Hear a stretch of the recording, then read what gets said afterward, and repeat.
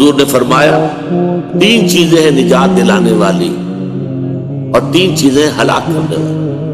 ہلاک کرنے والی چیزوں میں آپ نے شمار کرایا نفس کی خواہش جس کی پیروی کر لی جائے، نفس نے کہا یہ کرو، تم نے کرنے لگ گئے، یہ نہیں دیکھا کہ حلال ہے یا حرام ہے۔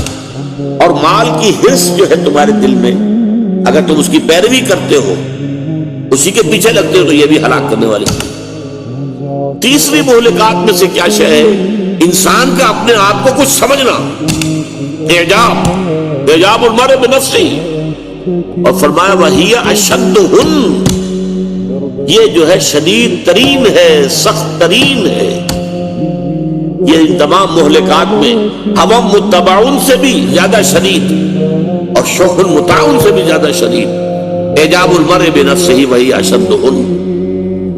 اس کا ایک مطلب تو یہ ہے کہ اننی من المسلمین، میں بھی مسلمانوں میں سے ہوں۔